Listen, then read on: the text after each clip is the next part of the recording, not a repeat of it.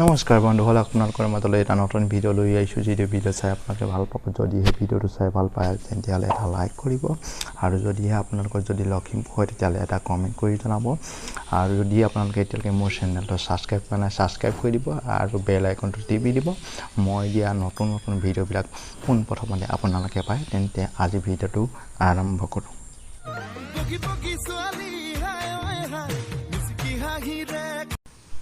অসমৰ উত্তৰ দিশত থকা এখন জিলা হ'ল লখিমপুৰ জিলা।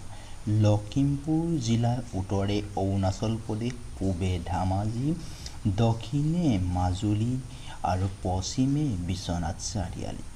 লখিমপুৰ জিলাৰ মুঠতে 4টা বিধানসভা সমষ্টি আছে: লখিমপুৰ, নাওবৈচা, বিহপুৰীয়া আৰু ঢকুৱাখানা। লখিমপুৰ জিলাত এটাহে লোকসভা সমষ্টি আছে, সেইটো হ'ল লখিমপুৰ। লখিমপুৰ জিলাত প্ৰচুৰ পৰিমাণে ধান, মাহ, চাহপাত, কল, কুঁহিয়াৰ উৎপাদন হয়। লখিমপুৰ জিলাখন কৃষিৰ ওপৰত নিৰ্ভৰশীল। কেইখনমান উল্লেখযোগ্য চাহ বাগিচা হ'ল সাৰমতী চাহ বাগিচা, চীনাতলীয়া চাহ বাগিচা, আনন্দ চাহ বাগিচা। মহাপুৰুষ মাধৱদেৱে লখিমপুৰ জিলাৰ লেটেকুপুখুৰী নামৰ ঠাইত জন্ম লাভ কৰিছিল।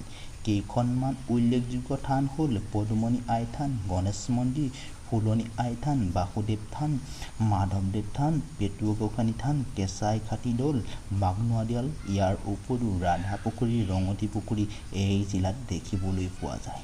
প্ৰাকৃতিক সম্পদত ই বৰ চহকী। ইয়াৰ উপৰিও কেইবাখনো বনাঞ্চল দেখিবলৈ পোৱা যায়: বৰবাম বিলমুখ পক্ষী অভয়াৰণ্য, পাভ বন্যপ্ৰাণী অভয়াৰণ্য। এই অভয়াৰণ্যসমূহত বিভিন্ন ধৰণৰ জীৱ-জন্তু দেখিবলৈ পোৱা যায়: হাতী, বাঘ, হৰিণা, বনৰীয়া গাহৰি, মহ, নানা প্ৰকাৰৰ চৰাই দেখিবলৈ পোৱা যায়। লখিমপুৰ জিলাখন দিনক দিনে শিক্ষাৰ ক্ষেত্ৰত আগবাঢ়ি আছে। ইয়াৰ উপৰিও লখিমপুৰ জিলাত এখন পশু চিকিৎসা মহাবিদ্যালয় আছে। লীলাবাৰী হ'ল লখিমপুৰ জিলাৰ একমাত্ৰ বিমানবন্দৰ। যাতায়াতৰ ক্ষেত্ৰত যথেষ্ট ভাল। অৰুণাচল প্ৰদেশলৈ যাবলৈ ৰেলপথ আৰু মটৰপথৰ সুবিধা আছে।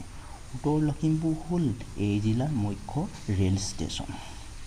লখিমপুৰ জিলাখনৰ কেইখনমান উপনৈ হ'ল ৰঙানদী, সোৱণশিৰি, ডিক্ৰং, শিঙৰা আৰু ব্ৰহ্মপুত্ৰ।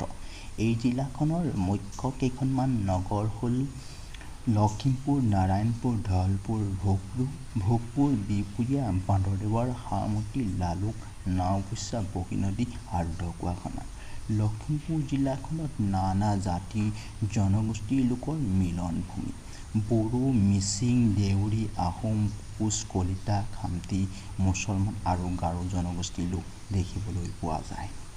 মাধৱদেৱ বিশ্ববিদ্যালয় আৰু মাধৱদেৱ কলাক্ষেত্ৰ নতুনকৈ স্থাপন কৰা হৈছে।